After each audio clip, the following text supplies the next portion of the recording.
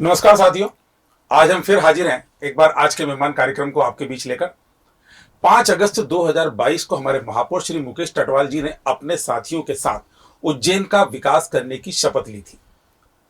कल इनकी सरकार के पूरे 100 दिन हो चुके हैं और हमारे विचार से 100 दिन पर्याप्त होते हैं किसी भी व्यक्ति या संस्था को अपने द्वारा किए गए कार्यों का आकलन करने का, उनका विश्लेषण करने के लिए यह सारा 100 दिनों का समय पर्याप्त होता है।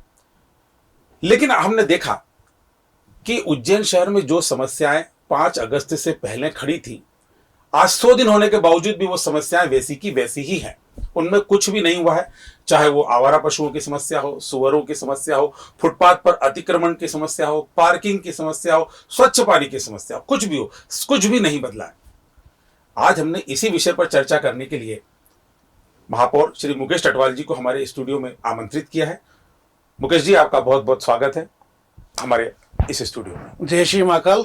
और मैं आपका भी आभारी हूँ कि हमारे 100 दिन के कार्यकाल जो हमारा हुआ है जी, उसके बारे में आपने विचार मंथन करने के लिए एक अवसर प्रदान किया, तो मैं आपका भी बहुत बहुत आभारी हूँ। और साथ ही हम आपको एक बधाई भी देना चाहेंगे कि उज्जैन को स्वच्छता का जो पुरस्कार मिला है, आपने दिल्ली में जाकर उस पुरस्कार को ग्रहण किया, तो उसके लिए भी आपको बहुत बहुत बधाई। उसके लिए आप सब भी बधाई के पात्र हैं, क्योंकि हमारे जो उज्जैन नगर पालिका निगम को जो पुरस्कार मिला है नगर को, वो पुरस्कार नगर निगम को ना मिलते हुए हमारे शहर की जागरूकता जनता को मिला है। तो जनता के लिए समर्पित है, जनता का पुरस्कार है और ये सारे देश भर में नंबर 1 आए हैं। ये हमारे उज्जैन की जागरूकता का प्रमाण है। जी जी। अब महापौर जी, हम आपसे बात को आगे बढ़ाएंगे, लेकिन हम सबसे पहले आपको कुछ वीडियो दिखाते हैं।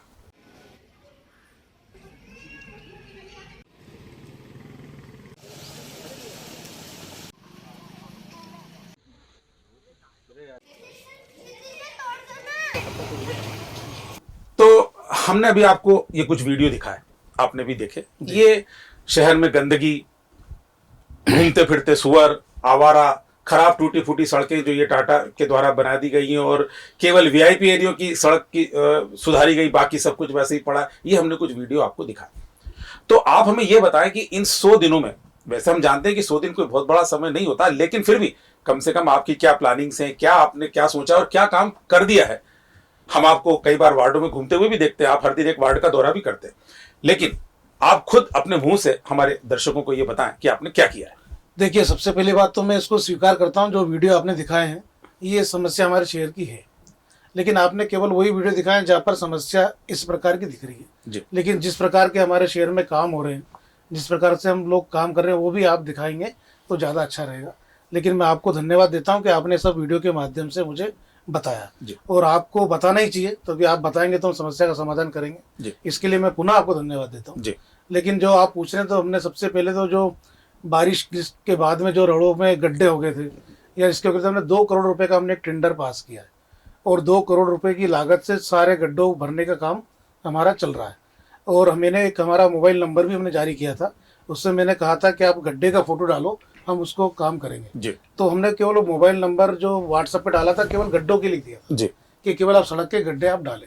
उसकी हमने मॉनिटरिंग के लिए हमारे कार्यालय में एक ऑफिस बनाया, उसके लिए व्यक्ति नियुक्त किया और उसके माध्यम से जो सारे कार्य हुए उसका मेरे डाटा भी मेरे पास पूरा उसमें उपस्थित है कि किन किस नंबर से आया था, कहाँ पे किया।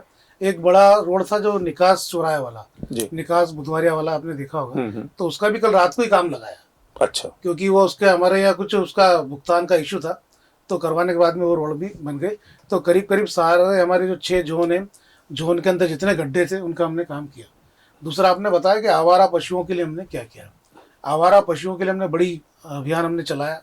हमने जो हमारी पुरानी जो गायों को पकड़ के रखने, गौ माता को पकड़ के रखने वाला स्थान था हमारा फ्रीगंज में, घास मंडी के पास वाला, उसको हमने ठीक किया, जिसे हमने उर्दूपुरा में ठीक किया। तो यहाँ भी आज 200-300 गायें यहाँ पर है और हमारी जो कपिला गौशाला है उसमें 700 गायें रखने की क्षमता है। लेकिन हमने उसमें अभी आज जब मैं गोवर्धन पूजा पे गया तो 993 गायें वहाँ पर है। अच्छा। तो गौ माता को हमने इस प्रकार से उनको रखने का हमने काम किया है और निरंतर उनको पकड़ने की कार्रवाई और ले जाने की कार्रवाई जारी है। और हमारी एक और बड़ी बात है कि ये गौशाला जो हमारी कपिला नगर पालिका निगम द्वारा संचालित केवल उज्जैन में ही है और कोई नगर निगम इस प्रकार का कार्य भी नहीं करती है। तो हमारी नगर निगम तो ऐसे सारे कार्यों से जुड़ी हुई है जो हमारी आस्थाओं से जुड़े हुए हैं, हमारे धर्म से जुड़े हुए हैं।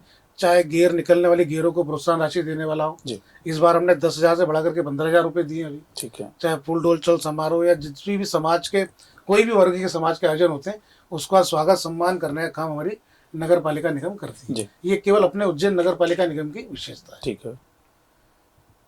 अच्छा, सड़कों का और ये इन सब के लिए जो इनके लिए आप क्या कर रहे हैं अभी आप? और भी अभी आपने 100 दिन में क्या आपने कहीं कोई एस्टीमेट भेजा है क्या? हमारे दर्शकों को वो भी बताएं। ये हमारे जैसे अभी जितने भी काम होने वाले हैं उन सारे कामों का सिंहस्थ की दृष्टिगत अलग एस्टीमेट भेजा गया है। जो हमको तत्काल में काम करना है उसके लिए अलग एस्टीमेट भेजा गया है। सारे एस्टीमेट भेजे गए और हमको ये बड़ी प्रसन्नता भी है कि प्रदेश सरकार का हमको पूरा सहयोग बना हुआ है। अच्छा। और आने वाले समय में आपको बहुत सारे काम बड़े बड़े काम देखने को मिलेंगे। हमारे यहाँ स्मार्ट सिटी और सियाज फंड के द्वारा जो काम हुए हैं वो सारे अद्भुत काम होने वाले हैं। अभी महाकाल लोक का लोकार्पण अभी आपके सामने हुआ। माननीय प्रधानमंत्री जी आए, उन्होंने किया और शिप्रा जी को लेकर भी काफ़ी काम चल रहे हैं। मतलब बहुत अलग अलग स्तर पे अलग अलग काम चल रहा है। अब थोड़ा सा मैं आपकी बात को यहाँ पे काट रहा हूँ। आप हमारे दर्शकों को जो एक्चुअल में डाटा आपके पास है आप वो उनको दिखाएं। वर्बली कोई बात ना कहें कि हम इतने का भेज रहे हैं। अगर आप कोई तैयारी यदि आपके पास है तो आप हमें बताएं कि हमने इतने का प्लान दर्शकों हमारे। मैं बताता हूँ आपको। हाँ, ये हमारे पूरे नगर का जो नया पूरा प्लान है जी, जो हम उसको करने वाले हैं। हाँ। ये पूरा प्लान इसमें है। इसमें हर काम के अलग अलग है। जैसे हम किस विभाग में क्या करने वाले, जैसे सड़कों को लेकर के हमने काम करने वाले, तो सड़कों के निर्माण के लिए 724 करोड़ रुपए हमने इसमें मेंशन किए हैं। उसके बाद में रोडों का नरसिंह घाट लालपुर से 2 किलोमीटर तक की रोड बनाना है या नीलकंठ मार्ग का निर्माण करना है। ये सारे बस्तियों में जो काम करना है, ये अलग अलग प्रकार के अलग अलग काम का हमारा पूरा ये। अच्छा, ये कहीं आपने भेजा है या अभी सिर्फ प्लानिंग है? नहीं, प्लानिंग नहीं, भेज भी दिया है। अच्छा। और इस पे हमारे काम भी चल रहे हैं। अच्छा। जैसे हम सीवर्स के काम चल रहे हैं उसमें क्या कठिनाई आ रही है, क्यों उसको नहीं किया जा रहा है, ये सारे डाटे हमारे पास, जो भी समस्या उसकी जानकारी हमारे पास है। हमारे जो स्मार्ट सिटी से जो स्कूल हमारा बना नूतन स्कूल, उसमें और क्या हो सकता है, किस प्रकार से काम कर सकते हैं। अच्छा। जो काम हो गए उनके बारे में हमने सोचा है। और आपको बताते हुए बड़ी प्रसन्नता होगी कि हमारा उज्जैन एकमात्र ऐसा शहर है जिसमें हमारा सारी स्ट्रीट लाइट में एलईडी लगी हुई है। इससे हम काफ़ी मात्रा में हमारा बिजली का खर्च कम हुआ है। और जहाँ तक जिसको इंदौर को नंबर 1 हम कहते हैं, इंदौर नंबर 1 है, वो लोग अब लगाने के लिए उन्होंने टेंडर किए हैं। अच्छा। जाके हम पहले लगा चुके हैं। ओके। पूरे हमारे यहाँ पे सब एलईडी लाइट है। और उस एलईडी लाइट को सुचारू रूप से संचालित हो उसके लिए हमारे एक टेंडर की भी हमने प्रोसेस किया है। अच्छा। ताकि उसके माध्यम से उसका पूरा मेंटेनेंस होता रहेगा और वो चलेंगे। वो भी हमारा प्रोसेस में है, वो भी होने वाला है। अच्छा, शिप्रा शुद्धिकरण के संबंध में कुछ बताएं, उसके लिए क्या प्लान है आपकी? शिप्रा शुद्धिकरण को लेकर के हम वर्षों से सुनते हुए आ रहे हैं और हम सब भी उज्जैन के रहने वाले, हमको बताया तो हम भी यही बात करते थे कि शिप्रा के नाम से इतना पैसा खर्च हो गया, लेकिन शिप्रा आज भी वैसी की वैसी ही है। ये हम सब लोग सुनते हुए आ रहे हैं। तो इस धारणा को बदलना है। अच्छा। और इस धारणा को बदलने के लिए जब मैं पूर्व में भी आपके पास एक बार जब पहले में आया था तो मैंने बताया भी था कि मुझे सिंहस्थ में स्वच्छ शिप्रा समिति के अध्यक्ष के नाते काम करने का अवसर भी प्राप्त हुआ जी। तो माँ शिप्रा हमारी आस्था के प्रतीक है और हमारे मतलब माँ शिप्रा और बाबा महाकालेश्वर के अलावा उज्जैन कुछ है नहीं, ऐसा मेरा मानना है और उसका होना चाहिए। तो उसके लिए एक 3 प्रकार की योजनाओं पे काम चल रहा है। अच्छा। एक योजना जैसी कि हमारा उज्जैन, इंदौर और देवास, इन तीनों को मिलकर के माँ शिप्रा के लिए काम करना पड़ेगा। इसके लिए कोई मुझे पूरी जानकारी तो नहीं है, लेकिन इस पे बड़े स्तर पे काम चल रहा है, उसका मुझे पता है। जिसे अपने उज्जैन के मिलने वाले गंदे नालों को तो अपन रोक सकते हैं, लेकिन जो देवास और इंदौर से आने वालों के लिए तो उनके शहर से वहाँ पे काम करना पड़ेगा। तो एक उस स्तर पे काम करने की आवश्यकता है। मैं कल ही जितने हमारे माँ शिप्रा में मिलने वाले जो नाले हैं उनकी समस्या बार बार आती है, तो उन सबको देखने के लिए मैं कल गया था और उसकी मैंने ये पूरी रिपोर्ट भी बनाई है और पूरा उसका हमने पूरा देखा कि कहाँ पर किस प्रकार की अपने यहाँ पर है। तो हमारे कितने पंप सेट काम करते हैं, किस प्रकार से हम काम करते हैं, कितना उसमें खर्चा होता है और कौन कौन सा डिपार्टमेंट इसमें लगेंगे, पूरा इसमें मेरे पास पूरा शिप्रा को लेकर के। अच्छा। तो हमेशा क्या होता है कि जब बारिश चालू होती है तो सारे हमारे पंप सेट को बंद कर दिया जाता, कम कर देते। तो बारिश के बाद से अभी तक उनको चालू नहीं किया गया। लेकिन एक मिनट आपकी बात यहाँ पर काटूंगा। अभी लगभग 20-25 दिन पहले अखबारों में खबर आई थी जी कि अभी बारिश की वजह से वो सब बंद है पंप। हाँ, पर हाँ। वहां पर बिजली के बिल बराबर आ रहे हैं और उनका भुगतान किया जा रहा है फाल्स तरीके से। नहीं, ये एक था। नहीं, आप लोग गलत जानकारी। मैं एक बताऊं, सबसे बड़ा प्रमाण नहीं, है जो मीडिया में देखा है। हाँ, नहीं मैं बताऊं, मैं कहता हूँ, जैसे हमारे 9 पंप केंद्र है, हाँ। पंप सेट है हमारे, हाँ। जहाँ से नालों का पानी को हम सिदावल में भेजते हैं। हाँ। शिप्रा मता में जी, पानी जी। नहीं जाता। तो उसका जो हमारा उसमें 8 करोड़ रुपए का प्रति वर्ष का खर्चा है जी। किसका, शिप्रा शुद्धिकरण को लेकर के उसमें। और उसमें सबसे बड़ी राशि जो जाती है वो केवल लाइट के बिल की जाती है। अगर मान लो पंप नहीं चलेंगे तो विद्युत का बिल इतना आएगा कैसे। और जब ये बिल बंद थे तो उसके वो बिल नहीं आया उसका, उसकी जानकारी डाटा पूरा मेरे पास है। मतलब प्रेस में आपने अच्छी बात है, लेकिन ये प्रति माह का सब आपने मेरे को पास उसका है। स्पष्टीकरण नहीं दिया ना, इसलिए तो उसमें ये है कि जो उसमें काम होता है, जी। लेकिन ये सच है कि अभी बारिश के कारण बंद था और अभी चालू नहीं हो पाया। कल मैं और हमारे नगर निगम कमिश्नर को भी मैं लेकर गया था, तो कल से हमने 3 पंप चालू करवाए। और उनका कुछ बजट का भी इशू था, पहले नगर पालिका निगम में चुने हुए जनप्रतिनिधि नहीं थे तो प्रशासनिक बजट था, तो उन्होंने उसको शून्य किया हुआ था, तो उसको भी बढ़ाने का काम नहीं किया। और क्या काम चल रहा है अभी आपका? 100 दिनों का काम है साहब, एक 7-8 मिनट में बात आपकी समाप्त नहीं हो सकती। आप और क्या क्या कर रहे हैं? हमने देखा आप कुछ वार्डों में घूमने जाते हैं, लेकिन वार्ड में घूमने जाते हैं जब एक चीज हमने देखी कि आपके साथ नए पार्षद कोई नहीं है, पुराने पार्षदों की टीम आप साथ में लेके चलते हैं। नहीं, मैं उसमें जिस वार्ड में जाता हूँ ना, उसी वार्ड के पार्षद को लेके साथ में जाता हूँ। और हमारे जो MIC के जो हमारे 5 मेंबर्स हैं, तो उसमें से कोई ना कोई मेरे साथ उसमें रहता है। ये कुछ लोगों की शिकायत है कि वो बताते हैं कि भाई वो पुराने पार्षदों की टीम का ही अनुभव ला, हमको किसी को साथ में नहीं ले रहे हैं। खैर जो भी है, लेकिन आप जा रहे हैं तो ये भी हर वार्ड के आप इसको बताइए। हर वार्ड में मैं जाता हूँ। दूसरी मैं आपको बताऊं कि मेरा ऐसा मानना है, और मेरा ऐसा मानना है कि जब तक हम किसी चीज को सच को स्वीकार नहीं करेंगे तब तक सुधार कर नहीं सकते। हमारे नगर में जो समस्या है तो है, उसके समाधान के लिए हमको काम करना है। तो जब तक मेरा ऐसा मानना है, मेरा खुद का ऐसा मानना है कि एक बार मैं पूरे शहर को मेरी आंखों से देखना चाहता हूँ, कहाँ पर किस प्रकार की समस्या है। जब मैं जाता हूँ तो कहीं हमारे अधिकारी और कोई लोग चाहते हैं कि मैं उस गली में नहीं जाऊं या अपन ऐसा घूम करके आ जाए, लेकिन मैंने तय किया कि मैं हर जगह जाऊंगा। पहले मैं सब लोगों को साथ में लेकर जाता था, बता करके भी जाता था, ऐसा पूरा कार्यक्रम बना के। लेकिन मैं जाता प्रतिदिन हूँ, किसी को बताता नहीं हूँ कि मैं वहां जा रहा हूँ, लेकिन वो जो मेरे को देखना है उसको मैं देख करके भी आता हूँ और समझ करके भी आता हूँ। और समझने के आधार पर ही मैं आने वाली हमने कुछ कार्य योजना बनाई है। मैंने बहुत छोटे छोटे काम किए हैं, उन काम का शायद आप उसको विकास से नहीं जोड़े, लेकिन वो आम जन के लिए और आम व्यक्ति के लिए। बताइए। जैसे जैसे अभी हमने एक चीज चालू की है कि हमारे उज्जैन में बाबा महाकालेश्वर का विश्व प्रसिद्ध मंदिर है। करोड़ों श्रद्धालु आते हैं वहां पर, और वहां पर हमारा जो अन्न क्षेत्र है, बड़ा सुंदर अन्न क्षेत्र है, बाबा महाकालेश्वर का प्रसाद मिलता है। तो मैं कभी सोचता था कि ये प्रसाद पे हक सबका है, मतलब जिसको ज्यादा जरूरत है उसको प्रसाद मिलना चाहिए। तो हमने हमारे उज्जैन कलेक्टर जी के माध्यम से, और उनके, मैं तो यूं भी कहूंगा कि उनके पूरा सहयोग है उसमें, उनके माध्यम से हमने एक योजना बनाई जो हमारे दीनदयाल आश्रय स्थल है और हमारे सिविल हॉस्पिटल में जो भोजन हम मरीजों के परिवारजनों को देते हैं, तो ऐसा मन में था कि इन लोगों को बाबा महाकालेश्वर का प्रसाद मिलना चाहिए। तो ये मेरे को बताते बड़ी खुशी है कि हमने बाबा महाकालेश्वर का प्रसाद इन जरूरतमंद लोगों तक हमने पहुंचाया। आज हमारे 5 केंद्रों पर प्रतिदिन बाबा महाकालेश्वर का प्रसाद मिल रहा है। ये हमने काम किया। ये एक हमारे, इसको हम कह सकते हैं, जब मैंने चुनाव के पहले कहा था कि प्रत्येक वार्ड के अंदर हम जन सहायता केंद्र खोलेंगे, और जन सहायता केंद्र इसलिए खोलेंगे क्योंकि जनता की जो समस्या है, उन समस्याओं के लिए उसको लोगों के पास नहीं जाना पड़े, बल्कि नगर सरकार उनके पास जाए। तो इसका प्रारंभ हमने किया है। तो इसका प्रारंभ हमने सबसे पहले, हमारे जो 5 MIC के हमारे मेंबर है, मैंने उनसे बोला कि सबसे पहले आप अपने वार्ड में कार्यालय खोलो। इसलिए खोलो और उसको संचालन करके एक पूरा प्रोसेस बनाओ, ताकि आपको देख करके सारे जो हमारे नए पार्षद हैं, पुराने पार्षद हैं, वो सब लोग उसका अनुसरण करें, उसको उस पर चलाए। क्योंकि इस कार्यालय खोलना कोई बड़ी बात नहीं है, कार्यालय का संचालन होना और कार्यालय से कार्य होना, ये बड़ी बात है।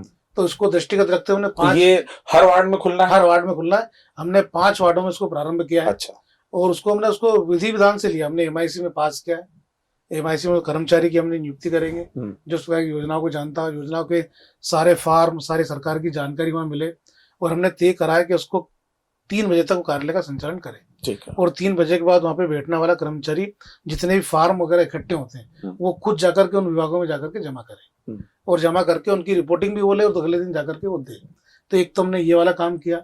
एक मैंने उस समय चुनाव के समय आपके से यहीं बैठ कर कहा था कि हम सभी वार्डों में बर्तन बैंक की स्थापना करेंगे।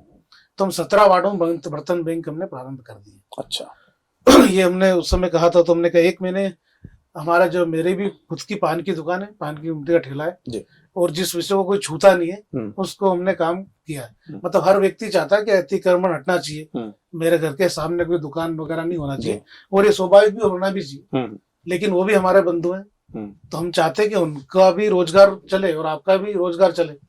तो इसको देख करके इसी बात को दृष्टिगत रखते हमने एक महापौर पंचायत करवाई थी, आपको जानकारी होगी।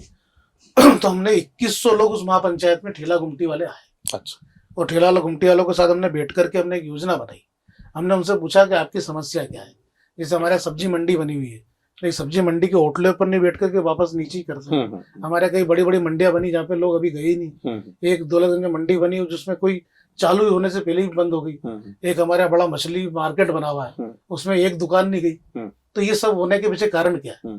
तो इन कारणों को जानने के लिए हमने किया कि जहाँ पे व्यवसाय होता है, जहाँ पे लोग आते हैं, ऐसे स्थानों पर मार्केट का निर्माण होना चाहिए। कुछ जगह ऐसी जहाँ पर हमको ठेला गुमटी हटाना आवश्यक है तो हम हटाएंगे। कुछ जगह ऐसी कि उनके लिए हाकर जोन बना सकते हैं। इन सारे बातों को लेकर के हमने विचार उनके साथ बैठ करके किया। और एक हमारे प्रधानमंत्री जी की PM स्वनिधि योजना, बड़ी अच्छी योजना है। उसमें 10,000 से लेकर के 2 लाख रुपए तक का ऋण उसमें बिना ब्याज के और आसानी से मिलता है। और उसमें सरकार की गारंटी है। जो छोटे छोटे व्यवसाय करने वाले हैं उनके लिए 10,000 रुपए भी बहुत बड़ी बात होती है। तो मेरा विचार था कि दीपावली के पहले हम ऐसे कुछ लोगों को चिन्हित करें और चिन्हित करके इन लोगों को हम ऋण दिलवाएं। तो हमने उसको चिन्हित करके हमने PM स्वनिधि में लोगों को हमने ऋण की व्यवस्था करवाई, जो हमने 33 लाख रुपए हमने उस दिन बांटे इस महापंचायत में। 33,20,000 रुपए का ऋण हमने वितरण किया, जिसमें 10,000 रुपए वाले, 20,000 रुपए वाले और 12 लोग 50,000 वाले। ये हमने उसको दीपावली के एक दिन पहले हमने उसको दिया। उसके बाद में उसका ये अपन शायद यहाँ बैठ के बहुत सारे लोगों को उसके भाव समझ में नहीं आएंगे, लेकिन मैं ये बताना चाहता हूँ कि एक अटाले का ठेला लगाने वाला व्यक्ति उसको 5-7 हजार रुपए किसी से रोज लेता है और 200-500 रुपए उसको उसी बात के देता है, और कमा करके 1,000 रुपए कमाएगा तो 500 तो वही ले लेता है। तो उसके लिए 10,000 रुपए भी बहुत बड़ी रकम होती है। और जो 10,000 देता है उसको 20,000 रुपए मिलते हैं। फल की मंडी में आप जाइए तो फल के ठेले वाले बहुत सारे लोग उनका ठेला भर के देते हैं। हाँ, मतलब वो आपने जो छोटे रोजगार वाले हैं उनको भी फाइनेंस की सुविधा जो है वो प्रधानमंत्री स्वनिधि स्कीम के द्वारा आपने अवेलेबल कराई। नहीं, स्कीम पहले से थी। हाँ, लेकिन उनको हमने एक मंच दिया महापंचायत के द्वारा, मंच देकर के उनका मतलब हमारे माध्यम से उनको इकट्ठा करके, ठीक है, और एक प्रोसेस में हमने लोगों को देने का हमने काम करा। महापौर जी, हमें सिग्नल प्राप्त हो रहा है, हम एक छोटा सा ब्रेक लेते हैं, उसके बाद फिर से हम आपके साथ हाजिर होते हैं। आप कहीं जाइएगा मत।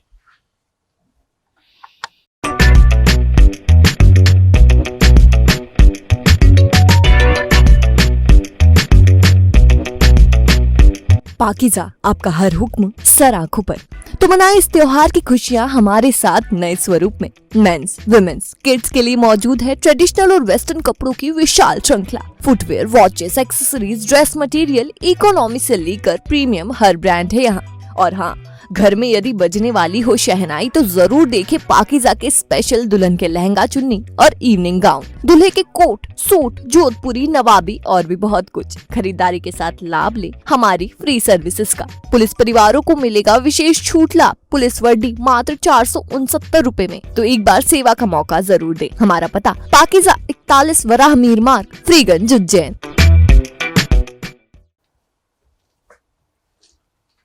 तो दर्शकों, एक बार फिर हम हाजिर हैं ब्रेक के बाद। ब्रेक के पहले हमने देखा कि 100 दिनों के अंदर महापौर जी ने क्या क्या योजनाएं बनाई और किस तरह से सब कुछ किया। अब एक विशेष बात जो आती है वो आती है नगर निगम में भ्रष्टाचार की। ये कहा जाता है कि नगर निगम भ्रष्टाचार का एक बहुत बड़ा अखाड़ा है और वो हर तरफ व्याप्त है।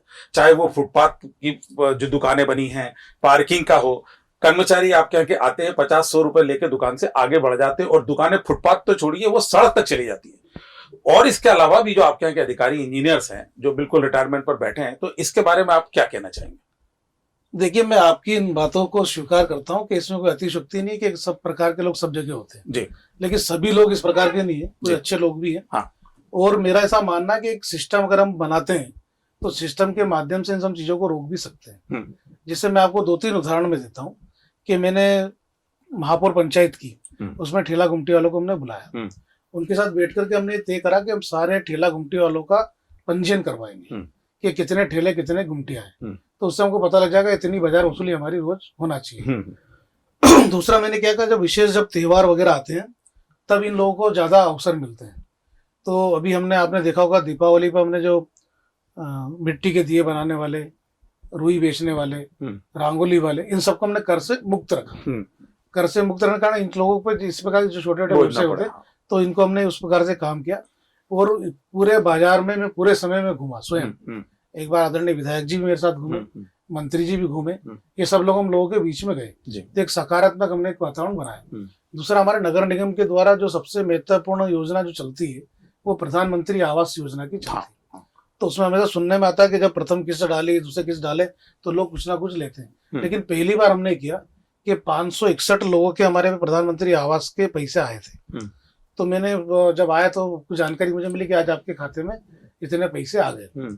तो मैंने अधिकारी को बुला करके बोला कि यार धनतेरस के दिन अपने को सबके खाते में पैसे डालना है। तो पहले तो वो बोले सर, बोले आप थोड़ी डाल सकते हो, वो तो मुख्यमंत्री जी डालेंगे, वो डालेंगे।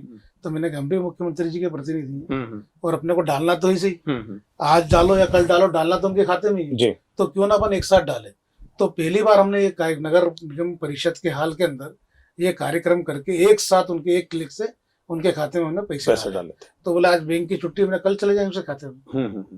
तो इस प्रकार से अपन उस योजना की जो जहाँ पर इस प्रकार के काम होते हैं तो उनको अपन व्यवस्था बना करके एक सिस्टम बना करके रोक सकते हैं। तो थोड़ा सा आपको ये जरूरत है अपने कर्मचारियों पर अंकुश लगाने की इस तरीके से, है ना। लेकिन हमने देखा कि कई बार ईमानदार अफसरों को भी जो होते हैं उनको भी हटा दिया जाता है, कुछ उन कारणों पर अपन आगे बात नहीं करते हैं। अभी मैं आपसे एक बात करना चाहूंगा कि आपने कहा था कि गंदगी और सुअर और जानवरों इन सब के ऊपर काम हम लोग कर रहे हैं। अभी हमने देखा था कि आपका खुद का जो वार्ड है उस वार्ड के अंदर गंदगी बहुत है, सुअर बहुत है, जानवर घूमते हैं और लोगों ने खुद ने इस तरह की मीडिया में अपने स्टेटमेंट्स दिए और कहना यह भी आ रहा है कि चूंकि वहां का जो पार्षद है वो कांग्रेसी है इसलिए आप वहां पर काम में इंटरेस्ट नहीं लेते हैं। ऐसा है क्या? नहीं, ऐसा बिल्कुल नहीं, लेकिन मैं उनको आपके मीडिया के सारे बंधुओं को धन्यवाद देता हूँ जी कि उन्होंने मेरा इस समस्या की ओर ध्यान आकर्षित करवाया। लेकिन मेरा ऐसा कहना है आपके वार्ड का तो आपको ही ध्यान रखना है। नहीं, मतलब उससे ध्यान आकर्षित करवा इसके लिए मैं बता रहा हूँ। लेकिन मैं अभी अपन यहाँ बैठे हैं जी, आप मैं कहता हूँ कि एक बार मेरे वार्ड में चलिए जी, और हमारे वार्ड के कितने कर्मचारी किस बात से काम करते हैं। और मैंने जब जो गली उन्होंने बताई है वो गली में जो सफाई का जो कारण है वो भी मुझे पता है। ये हमारे हाथीपुरा नारायणपुरे में छोटी छोटी पीछे गलियां बनी हुई और गलियों के अंदर अतिक्रमण है। अतिक्रमण के कारण ना तो वो उसमें साफ करने की जगह है ना कचरा निकालने की जगह है। जो नाले की दीवार से मकान बने हुए तो नाले में से कचरा निकाल करके कैसे ये मैं तो वहीं रहता हूँ, उसके पहले भी रहता हूँ तो बरसों से वहां पे लगे हुए। तो वो दोनों तीनों चीजें हैं, लेकिन फिर भी मैं उसको स्वीकार करता हूँ, कोई वो नहीं है।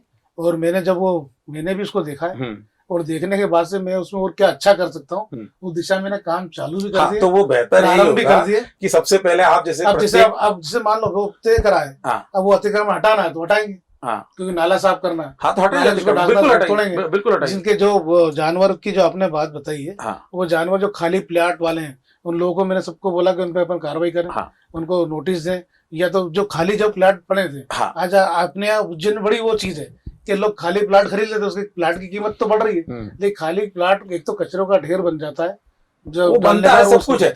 लेकिन फिर भी लोग उम्मीद तो यही करते हैं कि अगर महापौर का वार्ड है, भले ही वो कांग्रेसी वहां पे बीजेपी हो, ये भी बात हो नहीं हो, लेकिन वहां पे आपको व्यवस्था तो और वहां के लोगों को तो पहले आपको संतुष्ट करना होगा। नहीं, बिल्कुल करेंगे, और वो ज्यादा अच्छा करे तो लोग कहेंगे इनका वार्ड से ज्यादा अच्छा कर लिया, इसलिए पूरा शहर हमारा है। तो आपने एक अतिक्रमण की बात की, मैं कहना चाहूंगा कि जिस समय कोई मकान अतिक्रमण की जगह पे होके बन रहा है या नाले के ऊपर बन रहा है या कोई मकान 3-3 मंजिला बन गया, कोई होटल 4 मंजिला बन गई, उस समय नगर निगम उसको क्यों नहीं रोकता? जब वो बन जाती है उसके साल के करीबन 8-10 साल बाद यदि कोई ईमानदार व्यक्ति आया, कोई कलेक्टर आया, उन्होंने उसको फिर बम से गिरवा के उसको तोड़वा दिया, होटल को या मकान को, आप उसी समय क्यों नहीं रोकते? आज उज्जैन के अंदर कम से कम 10 या 12 ऐसे नाले होंगे। सुभाष नगर के नाले की अगर हम बात करें, कम से कम 20 फीट का नाला मेरी जानकारी में हुआ करता, तो वहां पे मात्र 2 फीट की नाली है।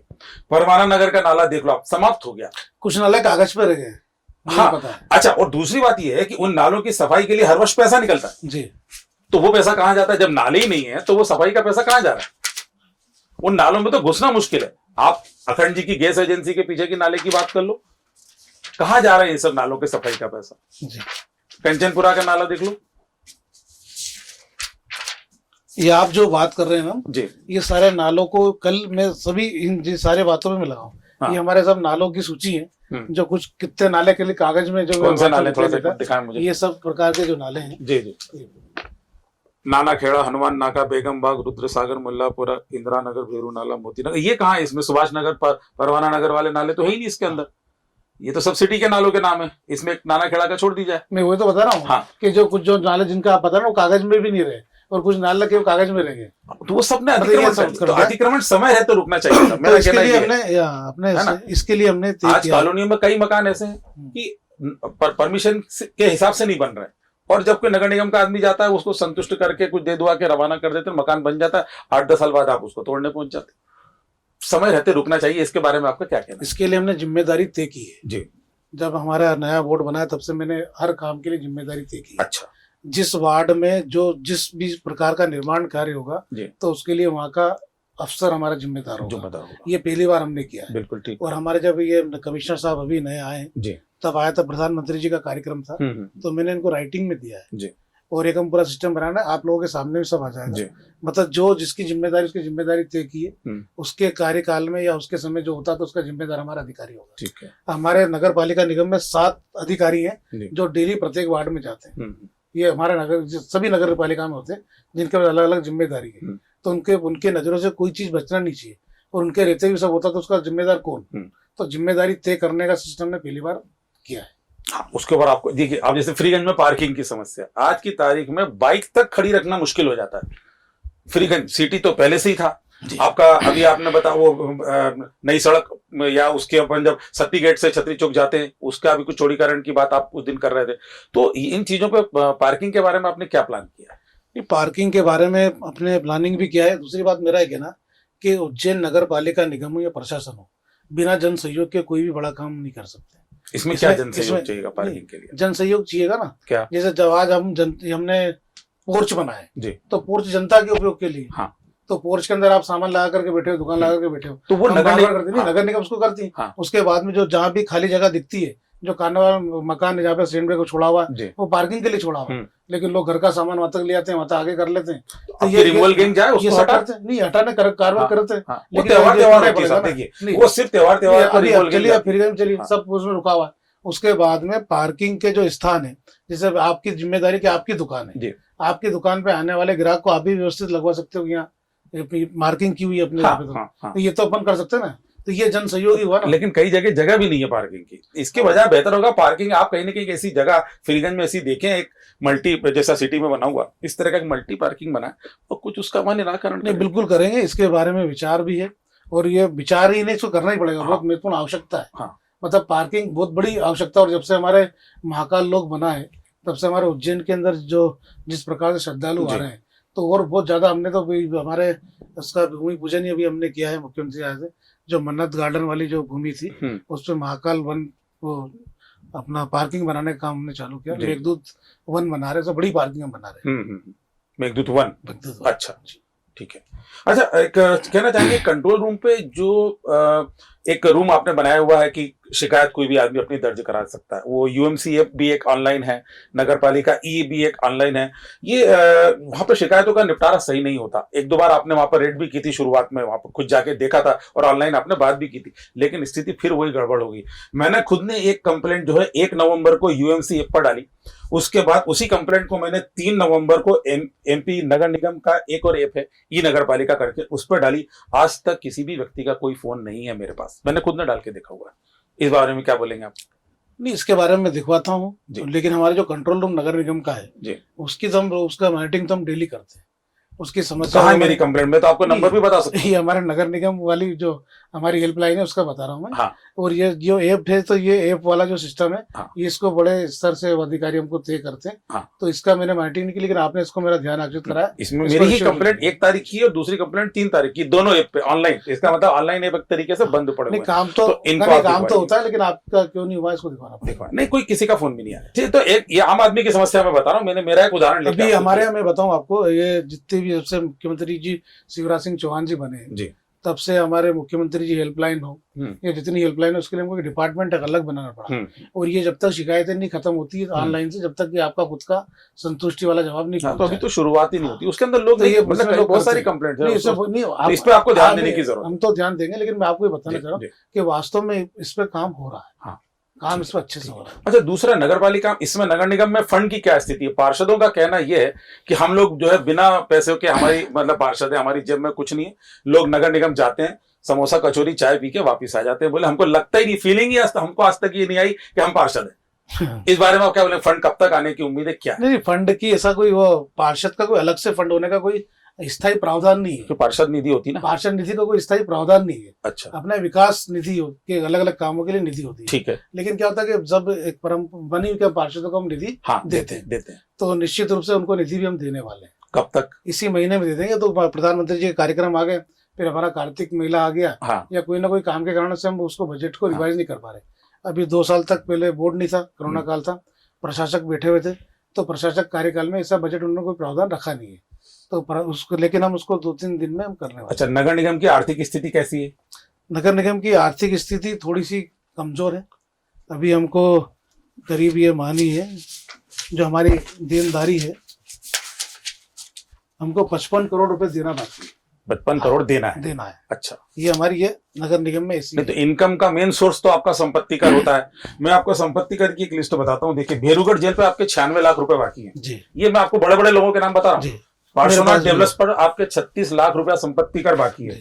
Ujjain medical care divine valley पर 38 लाख रुपया बाकी है। और अगर हम गवर्नमेंट डिपार्टमेंट की बात करें तो चाहे वो मध्य प्रदेश विद्युत मंडल हो, BSNL हो, इन तक के ऊपर आपके बाकी है जी।